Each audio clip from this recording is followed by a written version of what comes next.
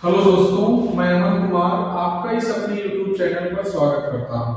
पिछली क्लास में हम लोगों ने द्विघात समीकरण यानी क्वाड्रेटिक इक्वेशन नाम का जो चैप्टर था उसकी पूरी बेसिक थ्योरी पढ़ लिया था। आज हम लोग उसी जो है यानी चैप्टर की जो मोस्ट इंपॉर्टेंट क्वेश्चंस हैं उनके बारे में बात करने वाले हैं। और वो जो क्लास थी, अगर आपने उस क्लास को नहीं देखा है तो सबसे पहले इन क्वेश्चंस को करने से पहले जाकर के उस क्लास को देखिए, फिर आकर के इन क्वेश्चंस को करिए। और ये क्वेश्चन ऐसे हैं जो मैंने जो है क्वेश्चन बैंक या फिर आपकी जो टेक्स्ट बुक है वहां से या फिर अनसॉल्व से मैंने क्वेश्चंस को लिया है। और ये बहुत महत्वपूर्ण क्वेश्चन है, तो इनको वन बाय वन करके हम लोग सॉल्यूशन इनका देखेंगे और देखेंगे कौन सा ऑप्शन इस क्वेश्चन में ट्रू हो रहा है। तो चलिए कॉपी पेन लेकर के बैठ जाइए और मेरे साथ आप भी वन बाय वन करके क्वेश्चंस को जो है सॉल्व करते रहिए और टिक करते रहिए कौन सा ऑप्शन जो है किस क्वेश्चन का करेक्ट है। तो जैसे हम लोग बात करें, सबसे पहले क्वेश्चन की लिखा था किसी द्विघात समीकरण के दो मूल वास्तविक हैं यदि, और फर्स्ट कंडीशन में यानी कि ऑप्शन में लिख रखा था b² + 4ac = 0, बी में लिखा था 4ac - b² = 0 और सी में लिखा था b² - 4ac > 0, डी में लिखा था 4ac > 0। तो अगर देखा जाए, जो हम लोगों ने विविक्त कर में कुछ कंडीशन पढ़ी थी, टेबल के फॉर्म में जो पढ़ा गया था, वहां पर पहली और दूसरी जो कंडीशंस थी, पहली कंडीशन क्या थी, b² - 4ac = 0। उस वाले कॉलम में मैंने बताया था कि वहां पर रूट जो मिलते हैं वो इक्वल होते हैं और वहां पर जो है वास्तविक भी होते हैं। दूसरी कंडीशन थी b² - 4ac > 0। उस केस में भी रूट असमान आते थे और उनका जो नेचर होता था वहां पर भी वास्तविक होते थे। तो पहली कंडीशन यहां तो नहीं लिखी थी ऑप्शन में, लेकिन दूसरी वाली कंडीशन लिखी हुई थी। तो अगर देखा जाए उसके according C is the correct option हो जाएगा, b² - 4ac > 0। इस कंडीशन में मूल जो होते हैं वो वास्तविक होते हैं। फिर दूसरे क्वेश्चन की बात किया जाए, जो कि लिखा था किसी द्विघात समीकरण के मूल काल्पनिक होते हैं।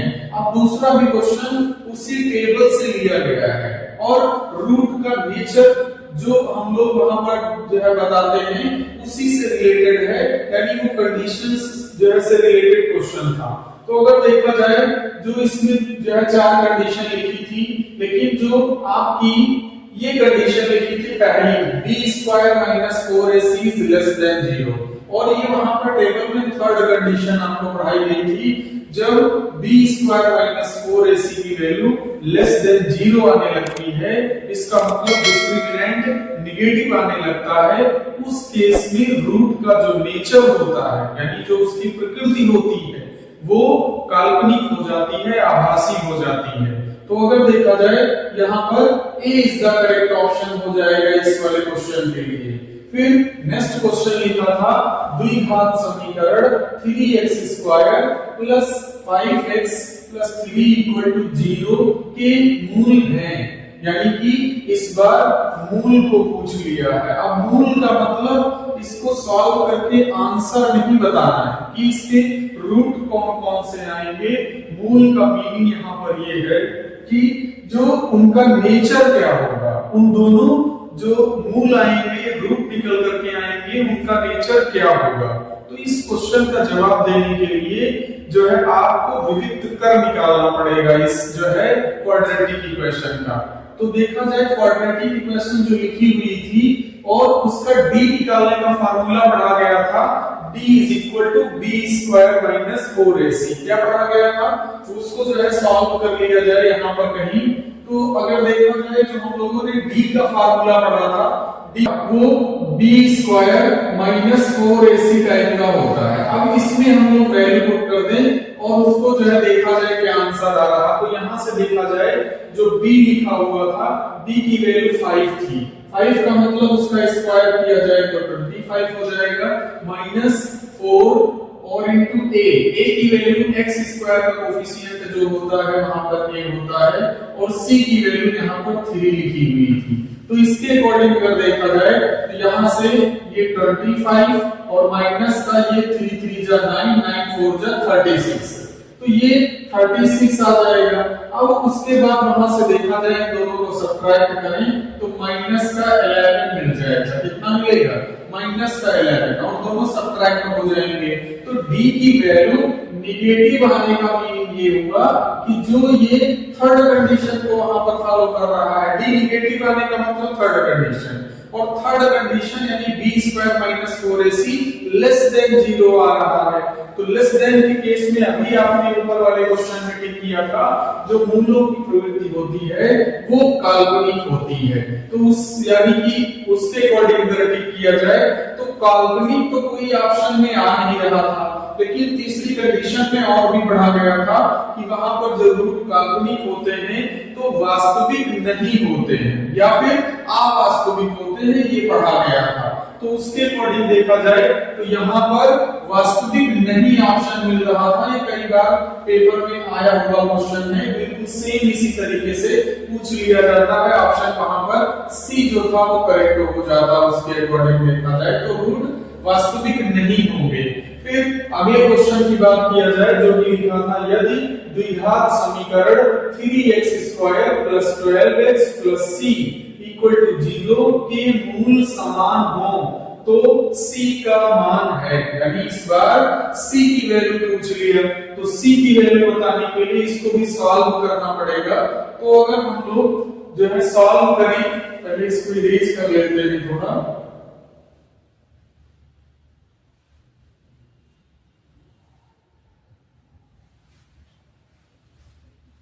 बात किया जाए जब किसी क्वाड्रेटिक इक्वेशन के मूल समान होते हैं, समान होने का मतलब मैंने आपको बताया था कि b² - 4ac = 0 टाइप की चीज उसमें आ रही होगी। थोड़ा इसको और सॉल्व किया जाए तो b² = ये 4ac ट्रांसफर कर दीजिए, कुछ ऐसी चीज आती है। यानी कि जब किसी क्वाड्रेटिक इक्वेशन के रूट इक्वल होते हैं यानी समान होते हैं तो वहां पर b² = 4ac जैसी कंडीशन अप्लाई होती है। अब अगर ये फॉर्म आप याद रखेंगे, जब रूट इक्वल होते हैं किसी क्वाड्रेटिक इक्वेशन के, यानी जब वहां पर मूल समान होते हैं, तो उस कंडीशन में इस तरीके की बात अगर आपको याद रहेगी या माइंड में रहेगी तो k की वैल्यू निकालने वाले जो क्वेश्चंस आते हैं वो बहुत आसान तरीके से सॉल्व किए जा सकते हैं, बिल्कुल कम टाइम में जो है सॉल्व किया जा सकता है। तो ये कंडीशन आप ध्यान रखेंगे और इसी के अकॉर्डिंग इसको सॉल्व कर दिया जाए। तो यहाँ पर देखा जाए b के प्लेस पर अगर हम लोग इस वाली क्वाड्रेटिक इक्वेशन की मानक रूप से तुलना की जाए तो a b c की वैल्यू यहाँ से पता चल जाएगी।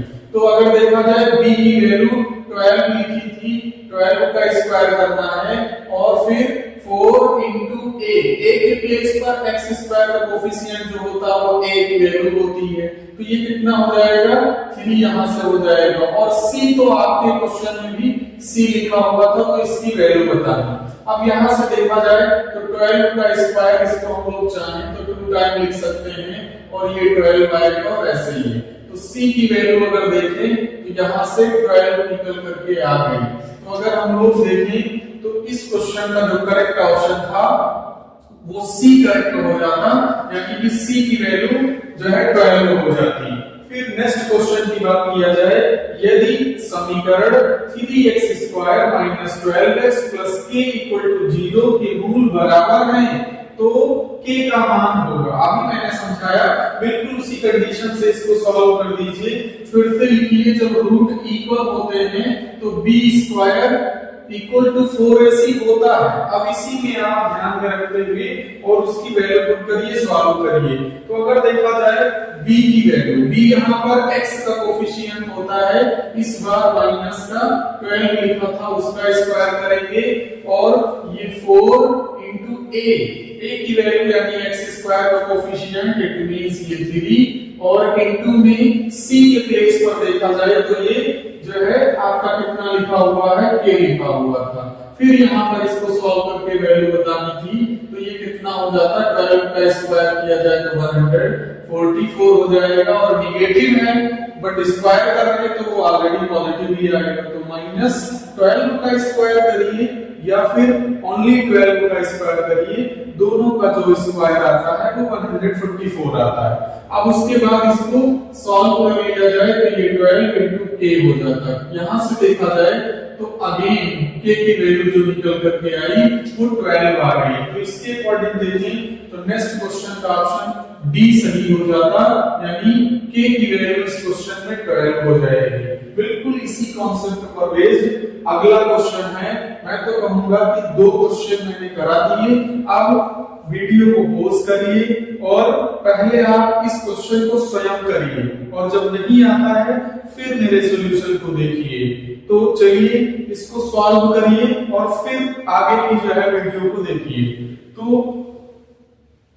इसकी अगर हम लोग बात करें, नेक्स्ट क्वेश्चन की बात करें, लिखा था यदि द्विघात समीकरण 3x² - 6x + k = 0 के मूल समान है, तो यानी कि k का मान फिर से पूछ लिया था, तो उसकी वैल्यू फिर से वैसे ही निकाल देंगे, क्योंकि क्वेश्चन में बार-बार कह रहा है जो क्वेश्चन गिवन है उसमें मूल समान है, तो मूल समान होने की कंडीशन में ये कंडीशन अप्लाई होती है। अब इस क्वेश्चन में देखा जाए b की वैल्यू -6 लिखी हुई थी, उसका स्क्वायर करेंगे 4 into a के प्लेस पर देखा जाए तो a के प्लेस पर ये 3 लिखा हुआ था, तो ये 3 हो जाएगा, और c के प्लेस पर इस वाले क्वेश्चन में भी k लिखा हुआ था, तो इसको सॉल्व किया जाए 6 का स्क्वायर 36 हो जाएगा, नेगेटिव है लेकिन फिर भी स्क्वायर करने तो पॉजिटिव ही आना है, और यहाँ पर 4 into 3 यानी 12 हो जाएगा, और k की वैल्यू अगर देखा जाए तो इस बार 3 निकल करके आ गई,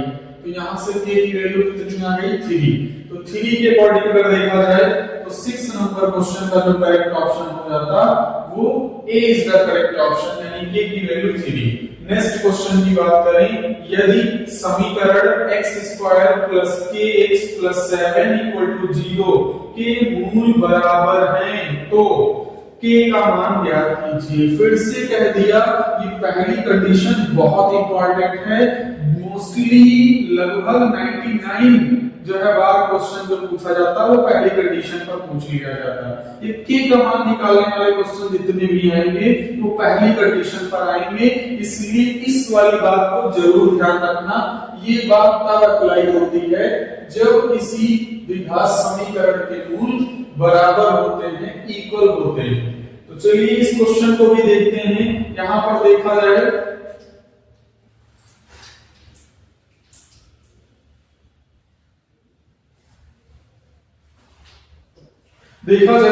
जो ये आपकी समीकरण लिखी हुई थी, इसमें अगर हम लोग देखें तो ये x² प्लस करके x और ये +7 लिख रखा था =0। यहां से देखें तो a की वैल्यू कंपेयर करके 1 मिलेगी, b की वैल्यू k मिल जाएगी और c की वैल्यू 7 मिल जाएगी। फिर वही कंडीशन अप्लाई कर दीजिए कि इसके जो रूट हैं यानी मूल हैं वो इक्वल हैं, तो इक्वल है तो इसका मतलब ये b² 4ac जैसी कंडीशन जरूर अप्लाई हो रही होगी। देखा जाए b की वैल्यू यहां से k है, उसका स्क्वायर कर दीजिए, 4 into a के प्लेस पर 1 लिखना है, c के प्लेस पर 7 लिखना है। अब इसको आप सॉल्व करिए तो k² ये कितना हो जाएगा 4 into 7 लिखा रहने दीजिए। अब उसके बाद आपको सिर्फ k की वैल्यू चाहिए तो √4 into 7 लिख दीजिए और इसको सॉल्व किया जाए तो +-2√7। क्यों? क्योंकि भाई 4 जो है वो एक परफेक्ट स्क्वायर नंबर है, वो अंडर रूट के बाहर 2 बन करके निकल आएगा, और ये जो 7 लिखा है ये एक प्राइम नंबर है, रूट इसका नहीं निकल पाएगा तो उसको रूट में ही लिखा रहने दिया गया। तो देखा जाए k की वैल्यू यहां से कितनी मिल गई +-2√7। और मैंने प्लस माइनस क्यों यूज किया? क्योंकि ये क्वाड्रेटिक इक्वेशन का चैप्टर चल रहा है और यहाँ पर किसी भी क्वाड्रेटिक इक्वेशंस के जो रूट निकल के आएंगे वो ऑलवेज 2 निकल करके आएंगे। तो यहाँ पर जब स्क्वायर रूट हम लोग लेते हैं तो तो वहां पर प्लस माइनस लगा करके उसकी पॉजिटिव और नेगेटिव वैल्यू दोनों को बताना होता है। तो ये थोड़ा ध्यान रखेंगे इस चैप्टर में। तो इस वजह से k की वैल्यू प्लस माइनस 2√7 जो है ट्रू थी। तो इसके according C is the correct option हो जाता। लास्ट क्वेश्चन, इसमें 8 नंबर की बात किया जाए, यदि द्विघात समीकरण ax² plus bx plus c equal to 0 के मूल समान हैं तो C का मान होगा। अब ये बिल्कुल ऐसा क्वेश्चन है, ये बिल्कुल जो है कॉन्सेप्ट पर बेस्ड क्वेश्चन है और जो कंडीशन पढ़ा है वहां से इन्होंने पुटअप कर दिया। तो अगर देखा जाए कंडीशन भी पढ़ी गई थी कि जब रूट इक्वल होते हैं तो b² इक्वल टू 4ac जैसी कंडीशन होती और वहां जो फार्मूला पढ़ा गया था वो कुछ इसी जो है टाइप की जो है क्वाड्रेटिक इक्वेशन लिखी थी। तो ये उसी के लिए बात अप्लाई हो रही थी। अब अगर यहां से देखा जाए मूल इक्वल है तो ये कंडीशन होती है, यानी कि बराबर जब मूल होते हैं तो ये कंडीशन है। अब यहां से c की वैल्यू क्या आ जाएगी आप देख लीजिए। तो c की वैल्यू देखा जाए तो b² और c के मल्टीप्लाई में 4a लिखा था तो ये 4a अपान में भेज दीजिए। तो अगर देखा जाए c बराबर b² अपान 4a, यानी कि ढूंढिए किसमें आ रहा है तो D is the correct option हो जाएगा इस वाले क्वेश्चन के लिए, यानी कि b² अपान 4a। c की वैल्यू कितनी हो जाएगी b² अपान 4a टाइप की हो जाएगी। तो ये मतलब आसान तरीके के क्वेश्चन है कॉन्सेप्ट पर बेस्ड। अगर आते हैं तो with in a second answer tick किया जा सकता है। फिर नेक्स्ट क्वेश्चन की तरफ चलें जो कि इक्वेशन टाइप के हैं, बिल्कुल छोटी छोटी सी जो है इक्वेशन लिखी हैं और इनका सॉल्व करके आपको आंसर टिक करना होता है। तो यहाँ पर बिल्कुल सॉल्व करेंगे। अब यहाँ पर किसी मेथड को अप्लाई नहीं करेंगे। अगर आप अपनी जो है स्मार्ट अप्रोच का यूज करिए तो भी इनको सॉल्व किया जा सकता है, यानी कि अगर आप नॉर्मली सॉल्व कर दीजिए आंसर तक पहुंच जाएंगे। यहाँ पर कोई मेथड अप्लाई करने की आवश्यकता नहीं, क्योंकि ऑब्जेक्टिव पैटर्न है इन क्वेश्चंस को सॉल्व करने का। तो ऑब्जेक्टिव का मतलब जितनी कम समय में आंसर दिया जाए उतना बेटर होगा। तो यहाँ पर देखा जाए अगर हम लोग बात करें जो पहला आपका जो है समीकरण 9 नंबर लिखा था कि यदि 1/x² + 5 = 1/9 तो x का मान होगा, मतलब इस समीकरण को सॉल्व करना था। तो थोड़ा सॉल्व करते हैं। x² + 5 = 1/9 जैसा लिखा था। अब इसको सॉल्व किया जाए तो क्रॉस मल्टीप्लाई कर दीजिए तो ये 9 हो जाएगा और ये 1। तो क्रॉस मल्टीप्लाई करने पर x² + 5 = 9 आएगा। ये जो 5 लिखा है इसको ट्रांसफर कर दीजिए तो x² = 9 - 5 = ये 4 आ जाएगा। और अगर यहां से हम x की वैल्यू निकालें तो √4 और इसको देखा जाए तो प्लस माइनस करके 2 आंसर इसका हो जाएगा। क्यों? क्योंकि यहाँ पर एक क्वाड्रेटिक इक्वेशन है, 2 रूट जरूर मिलेंगे। तो इसका जो करेक्ट ऑप्शन होगा वो बी हो जाएगा। 9 नंबर क्वेश्चन का answer B is the correct. फिर वैसे ही बिल्कुल जो है 10 नंबर की बात किया जाए, 10 नंबर में भी एक इक्वेशन लिखी हुई थी और उसको सॉल्व करके दिखाना है। तो बिल्कुल ये एक जैसे क्वेश्चन है, इनको आप स्वयं भी कर सकते हैं। जैसे x² + 6 और ये 1/, में लिखा हुआ था = 1/10। अब इसको भी सॉल्व करिए तो क्रॉस मल्टीप्लाई ही करेंगे। यहां से देखा जाए तो x² + 6 = 9 यानी 10 हो जाएगा और इसको ट्रांसफर कर दो तो x² + 6 और ये जो ट्रांसफर कर दीजिए इसको तो x² और ये 10 - 6 तो x की वैल्यू कितनी बचेगी 4। फिर से स्क्वायर रूट ले लो तो अभी ऐसी चीज सॉल्व की गई थी। +-2 ऑप्शन में जो है आ रहा था b, तो b वाला ये फिर से करेक्ट हो जाएगा ऑप्शन। नेक्स्ट क्वेश्चन की बात किया जाए जो 11 नंबर था उसमें लिखा था यदि x² - 1/9 = 0 तो x का मान होगा। अब इसको भी वैसे ही सॉल्व करें, बिल्कुल आसान सी इक्वेशन लिखी थी। तो ये x² - 1/9 = 0 उस पूरे को ट्रांसफर कर दीजिए तो ये 1/9 जैसा दिख जाएगा और इसका स्क्वायर रूट ले लिया जाए तो +-1/3 जैसा इसका करेक्ट ऑप्शन हो जाएगा। तो इस क्वेश्चन का अगर हम लोग देखें तो C is the correct option हो जाएगा। कितना हो जाएगा सी हो जाएगा। वैसे ही देखो ये बहुत आसान क्वेश्चन था। x square minus 4 equal to 0, 4 को उस साइड में ट्रांसफर करो, x square is equal to 4 आएगा और 4 का स्क्वायर रूट ले लीजिए। तो अभी ऊपर सॉल्व किया गया था वो देखो लिखा था 4 का स्क्वायर रूट प्लस माइनस 2 आता है। तो इस क्वेश्चन का आंसर प्लस माइनस 2 हो जाएगा। C is the correct option. Next question की बात किया जाए, ये थोड़ा विविध कर पर जो है रिलेटेड क्वेश्चन था। ये भी कई बार आया हुआ है क्वेश्चन, मैंने आंसर में देखा वहां पर कई सेट में पूछा गया है, आप उस चीज को देख भी सकते हैं। आंसर में कई बार आया हुआ है। तो लिखा था यदि समीकरण 6x² minus bx plus 2 equal to 0 का विविध कर 1 है तब b का मान होगा, यानी कि इसमें b का मान पूछ लिया है। तो चलिए उसको सॉल्व किया जाए। इस बार विविध कर की वैल्यू दे दिया था क्वेश्चन में, यानी कि d की वैल्यू गिवन है। तो देखा जाए जो इक्वेशन लिखी थी 6x² minus bx plus 2 equal to 0, इसको अगर हम लोग मानक रूप से तुलना करें तो a की वैल्यू 6, b की वैल्यू यहाँ पर माइनस b हो जाएगी और जो c लिखा हुआ था वो 2 हो जाएगा। अब चूंकि क्वेश्चन में विविध कर 1 दे रखा था, विविध कर 1 दिया था, इसलिए फार्मूला विविध कर का लगाएंगे। तो अगर देखा जाए जो विविध कर पढ़ा गया था b² माइनस 4ac, इसी की वैल्यू क्वेश्चन में 1 दे रखा था।